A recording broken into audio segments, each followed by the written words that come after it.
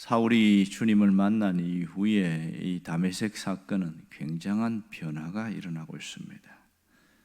그는 그릇된 삶의 뿌리를 뽑기 위해서 주님이 만날 사람이 있다 이러면서 다메섹으로 가라 이렇게 이야기합니다. 그런데 오늘 8절을 보니까 땅에서 일어났는데 눈이 안 떠 있는 겁니다. 아무것도 다 보이지 않아서 굉장히 힘들어하다가 사람들의 손에 이끌려서 다메섹으로 들어갑니다.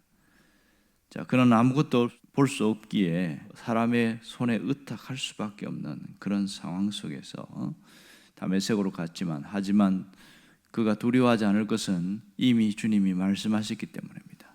하나님이 도울 자를 예비하셨다 이렇게 얘기를 하고 있거든요. 그런데 9절을 읽어보면 뜻밖의 사실을 이야기하고 있습니다. 사흘 동안 보지도 못하고 먹지도 마시지도 아니하니라 이렇게 이야기합니다. 여기서 주목할 단어가 사흘 동안이라는 단어입니다. 왜 사흘 동안을 강조했을까요? 이것은 사흘 동안 아무도 나타나지 않았다는 걸 말하고 싶은 거죠. 바로 이해가 되지 않는 부분이 바로 이겁니다. 사울이 예전에는 자기 마음대로 자기 생각대로 자기 뜻대로 돌아다녔는데 지금은 그런 형편이 아니잖아요. 그리고 다메섹 시내에 들어온 것도 자기가 원해서 온 것이 아니고 주님이 들어가라 명령을 했기 때문에 여기 왔단 말이에요. 그렇다면 주님께서 사울을 위하여 예비하신 그 사람이 즉각 나타나서 영접을 해야 되는데 그런 일이 없었습니다.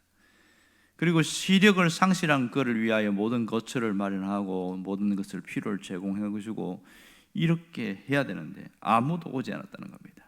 그림자도 보이지 않았다는 것이 상당한 충격적입니다. 나중에 10절 이하에 보면 아나니아가 사울에게 오긴 옵니다. 왜 미리 보내지 않았을까 그런 생각을 하게 되죠. 사실 사울의 입장에서 생각해 보면 자신의 현실은 굉장히 참담했을 겁니다. 주님의 말씀을 듣고서 희망이 차서 다메섹에 들어갔지만 현실은 생각한 것보다 더 힘들었을 거예요. 왜냐하면 아무것도 보이지 않는 그 시간을 무려 사흘 동안을 보내고 있습니다. 사흘은 생각보다 긴 시간입니다. 우리가 알듯이 1년에 한 번 맞는 휴가의 사흘은 순식간에 지나갑니다. 그러나 군대 마지막 제대하기 전에 사흘은 상당히 깁니다.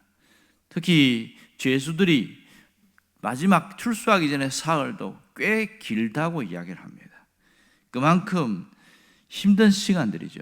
사울에게는 눈을 상실한 채 시력을 잃어버린 사흘의 시간을 보내는데 앞으로 어떻게 해야 되는지 무슨 일이 있을지 그리고 내 눈을 언제 회복할 수 있을지 장담할 수가 없는 그 시간을 사흘 동안 보내고 있습니다. 그는 굉장한 힘든 시간을 보냈을 것이다 이런 생각을 합니다. 여기서 우리는 이러한 질문을 할 수밖에 없는 것은 바로 이겁니다. 다메섹에 들어가라 내게 행할 자를 내게 보낼 것이다 이렇게 말씀해서 순종해서 들어왔단 말이에요.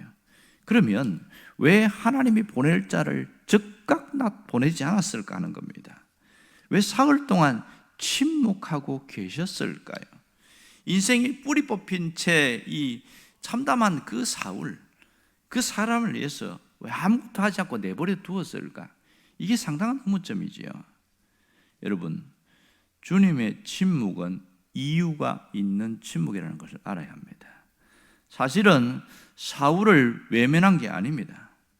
사울을 모른 채 내버려 둔 것이 아니라 이 사흘은 사울에게 꼭 필요한 시간이기 때문에 일부러 침묵했다는 것을 주목해야 됩니다. 왜냐하면 그동안 사울은 자신의 그릇된 생각에 사로잡혀 있었습니다. 사울이 그릇된 생각에 사로잡혔다가 다메섹 도상에서 예수님을 만나게 되었습니다. 하지만 그는 여전히 옛 삶의 잔재를 그대로 갖고 있었어요. 인생이 뿌리 뽑힌 사울에게도 자기 중심으로 살던 옛 습성과 사고방식이 그대로 남아 있습니다.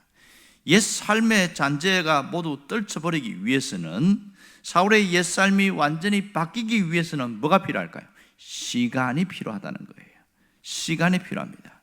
그것이 주님 보실 때 사흘이라는 시간이었습니다. 만일 우리가 역으로 생각해 볼 수 있죠. 다메섹에 들어갔을 때에 주님이 말씀하신 그 예배한 사람이 바로 와서 영접을 해주었고, 그가 모든 필요를 제공해 주면서 또 안수도 해주고, 그래서 눈을 바로 떴다고 했을 때 어떻게 됐을까요?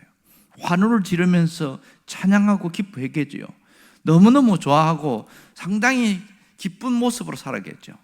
그러나 결정적인 순간에 옛 삶의 잔재가 튀어오른다는 것을 알아야 합니다. 그가 외형적으로는 주님을 믿는 그리스도인이 됐는지 모르지만, 그는 여전히 자기 안에 있는 옛 삶의 잔재, 자기 중심으로 살던 옛 습성과 사고방식이 남아있기 때문에 결정적인 주님을 바로 섬겨야 될 그때는 뒤집어질 수 있는 그런 요소가 그대로 남아있는 겁니다. 이걸 알기에 주님은 사흘을 내버려 두었다는 사실입니다. 사울도 여기에 대해서 전혀 불평하거나 불만하지 않았습니다. 왜냐하면 이 사흘 동안 자신이 왜 이렇게 했는지를 깨달았기 때문에 그렇습니다. 그는 보지도 못하고 먹지도 마시지도 않았다, 이렇게 이야기합니다. 자, 이것은 주님이 위장을 꽉 잡고 있어서 먹을 수 없는 상태가 아니라 스스로 금식을 했다는 것을 알 수 있습니다. 눈을 보지 못한 것은 수동적이었지만 금식은 능동적이었습니다. 자신이 스스로 금식을 했다는 것을 봐야 됩니다. 시력을 상실한 이 사울이 사흘 동안 어둠 속에서, 고독 속에서 금식을 하면서 자신의 그릇된 삶에 대해서 속속히 깨닫게 되어집니다. 그리고 그 금식하는 동안에 자신의 옛 삶의 잔재를 다 하나씩 둘씩 빼내는 그런 시간이었습니다. 그는 자신의 옛 삶의 잔재가 온전히 죽어지는 그 동안에 온전히 거듭난 사울로 바뀔 수 있었다는 겁니다. 그러므로 이 침묵의 시간인 사흘은 사울에게 굉장히 중요한 시간이었습니다. 주님은 이 사흘 동안 그 옛사람의 잔재가 온전히 뽑혀나가고 온전한 새 사람, 새로운 피조물이 되도록 주님은 계속 지켜보고 있다는 사실을 놓치지 말아야 됩니다. 그러면 혹시 우리에게는 이러한 부분이 있었느냐 하는 겁니다. 예수를 믿은 이후에 옛사람의 사고방식과 옛사람의 잔재를 얼마나 씻어냈는가 하는 것을 스스로에게 질문해 봐야 됩니다.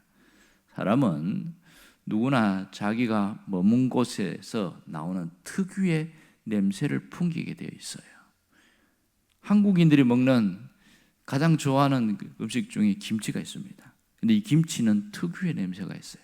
김치 국물이 옷에 묻어버리면 이상하게 사람들이 가는 데마다 코를 막습니다. 왜냐하면 김치 냄새가 나거든요. 특별히 김치독 같은 경우에는 그 독 안에 김치가 배어 있어요. 이 김치독을 만일 쌀독으로 쓸 경우는 어떻게 된 줄 아세요? 우리가 김치독을 씻어내고 또 씻고 이렇게 합니다. 그러다가 바로 쌀독으로 쌀을 채우면 어떻게 될까요? 쌀 안에 김치 냄새가 배어버려요. 그래서 이것은 쌀도 아니고 김치도 아니고 이상한 냄새 때문에 못 먹습니다. 그래서 어떻게 합니까? 김치독을 씻고 또 씻은 다음에 비워놔요. 어느 시간 냄새가 빠져나갈 때까지 싹 비워놓고, 그래서 일정 시간이 지나고 나면 드디어 쌀을 붓습니다. 그래야 쌀에 김치 냄새가 안 배기 때문에 그렇습니다. 사람도 마찬가지예요. 사람이 젊은 시절 10대에서 20대 청년이 될 때는 나이만 먹는다고 20대가 아닙니다. 10대의 냄새를 버려야 20대 청년이 될 수가 있습니다. 만일 10대의 사고방식과 습성을 그대로 갖고 있으면 철없는 아들, 이렇게 말합니다. 철없는 아이, 그렇게 표현하고 있습니다. 그만큼 자신이 성장한 만큼 씻어낼 것은 씻어내야 된다는 것이죠. 온전한 김치독이 온전한 쌀독으로 이렇게 거듭나려고 하면 냄새가 빠져나가야 됩니다. 그리스도인으로 살아가는 것도 이와 같습니다. 그리스도인이 된다는 것은 잘못된 삶의 잔재를 털어내는 것이 대단히 중요합니다. 그릇된 삶의 잔재가 무엇일까요? 그릇된 삶의 잔재는 옛 사람의 습성이에요. 옛 사람의 습성을 바울은 명확하게 규정한 게 있는데, 그것은 정욕과 탐심이다. 그것을 십자가에 못 박아 버려야 된다, 그런 얘기를 했습니다. 우리 안에는 옛사람의 잔재가 남아있는 경우가 굉장히 많습니다. 예수를 믿으면 영적으로 태어났다, 출생했다, 그렇게 얘기를 합니다. 자, 그런데 바울이 뭐라고 그러냐면 고린도전서 13장에 보면 내가 어렸을 때는 어린아이와 같고 깨닫는 것이 어린아이와 같고 생각하는 것이 어린아이와 같았으나 장성한 사람이 되었을 때는 어린아이의 일을 버렸노라, 이렇게 얘기하고 있습니다. 성인이 되었을 때는 어린아이의 사고방식과 마음가짐 그 습관을 버린다는 것이지요. 그래야 성인이 될 수 있으니까요. 그런데 나이가 들었는데도 여전히 어린아이 짓을 하면 유치한 사람이라고 말합니다. 아직 어린아이라는 거죠. 정신과 생각은 어린아이라는 겁니다. 여러분, 처녀총각이 결혼해서 함께 살게 되질 때에 그 결혼해서 아내가 되고 남편이 되고 아버지가 되고 어머니가 되려면 총각의 잔재를 버려야 되고 처녀의 잔재를 버려야 된다. 그렇지 않으면 그 가정은 불화가 끊임없이 일어납니다. 가끔 결혼식을 했는데 결혼식 하자마자 모든 것이 새로워진 줄 알고 있어요. 그런데 뭐가 남아있습니까? 처녀의 잔재가 남아있고 총각의 잔재가 남아있거든요. 내 마음대로 해도 되고 자유롭게 하고 싶고 내가 생각한 대로 하고 싶고, 그럼 부딪힐 수밖에 없는 거예요. 그것 때문에 결국은 이혼하는 가정도 굉장히 많습니다. 결혼을 하면 과거 혼자 살 때의 잔재를 버리지 않으면 행복한 결혼 생활은 불가능합니다. 그리스도인도 마찬가지입니다. 예수를 믿은 이후에는 옛 사람의 잔재가 떨쳐져야 됩니다. 어떻게 하면 될까요? 주님은 명확하게 이야기를 하고 있습니다. 누구든지 나를 따라오려거든 자기를 부인하고 자기 십자가를 지고 나를 따를 것입니다. 우리가 옛사람의 잔재를 버리는 방법을 주님은 뭐라고 했냐면 자기 부인과 자기 십자가 지는 일이다. 자기 자신을 부인해야 된다는 겁니다. 여러분, 자기 자신을 부인하는 게 뭐예요? 그것은 자기를 버리는 거죠. 나라는 존재, 그것을 버리는 것. 달리 말하면 죽는 것을 말하고 있습니다. 옛사람이 죽은 것을 선포하고 가는 것, 이것이 사도 바울이 이야기한 것이고 주님이 말씀하신 것입니다. 그러므로 자기 십자가 지는 것도 마찬가지예요. 십자가 진다는 것은 그 순간부터 죽는다는 걸 말하고 있습니다. 그런데 우리는 안 죽으려고 그래요. 사람이 언제 죽었다고 그럽니까? 99%까지 죽었고 1% 살아있다, 그러면 죽었다고 말하지 않습니다. 1%가 살아있으니까요. 100% 죽어야 죽은 사람이라고 이야기합니다. 우리가 가장 잘 되지 않는 것은 그리스도와 함께 죽은 것이 흉내만 낼 뿐 안 죽으려고 애를 쓰고 있습니다. 자존심도 살아있고 교만도 살아있고 자기가 죽은 것을 신하고 살아가지 않기 때문에 여전히 충돌과 갈등이 일어날 수밖에 없어요. 마치 처녀총각이 자기가 과거의 모습, 결혼을 했는데도 과거의 잔재를 붙들고 있으니까 끊임없이 부딪히는 것처럼 예수를 믿었는데도 옛사람의 습성을 갖고 살아가니까 끊임없이 갈등과 어려움이 있는 거죠. 우리는 옛사람의 잔재를 털어버려야 됩니다. 우리가 무슨 결단을 하고 무슨 기도를 해야 됩니까? 내 안에 남아있는 그릇된 삶의 잔재를 다 털어버리겠다, 그러한 결단이 있어야 합니다. 그릇된 삶의 잔재를 털어버리기까지는 어느 정도의 시간이 필요합니다. 그 시간은 때로는 고독의 시간이기도 하고 외로움의 시간이기도 하고 어떤 경우는 외풍이 불 때가 있어요. 그 시간에 결코 절망하지 말 것은 주님이 기다리고 계시고 함께 하시고 침묵하지만 보고 계신다는 거예요. 그것이 떨쳐져야 온전한 그리스도인으로 살아갈 수 있기 때문에 주님이 원하는 것은 엄청난 일을 하는 것이 아니라 우리 안에 있는 옛사람의 잔재가 다 떨쳐버리는 겁니다. 구약의 요나가 물고기 뱃속에서 사흘을 있었다는 것을 주의 깊게 봐야 됩니다. 그는 사흘 동안 자신이 갖고 있는 옛사람의 잔재를 떨쳐버리는 그 시간을 보내고 난 이후에 물고기가 토해냅니다. 그러면서 새로운 삶을 살아가게 되고 선자로서의 사명을 다 감당하게 되어집니다. 여러분, 사울의 사흘이 오늘 우리에게도 필요한 시간입니다. 사흘 동안 그것은 우리 삶에도 필요한 것이지요. 하나님이 보실 때 우리 삶에 남아있는 그릇된 그 삶의 잔재를 털어버리기 위하여 허락하신 시간들이 있습니다. 때로는 이것이 고난일 수도 있고 때로는 고통으로 다가올 때가 있습니다.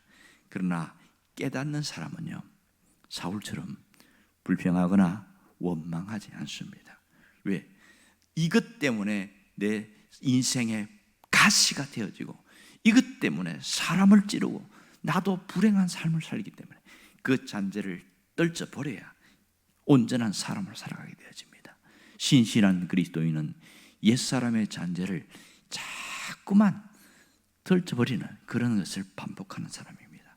여러분이 이렇게 옛사람의 잔재를 떨쳐버려서 온전한 그리스도인으로 거듭날 수 있기를 주의 이름으로 축원합니다.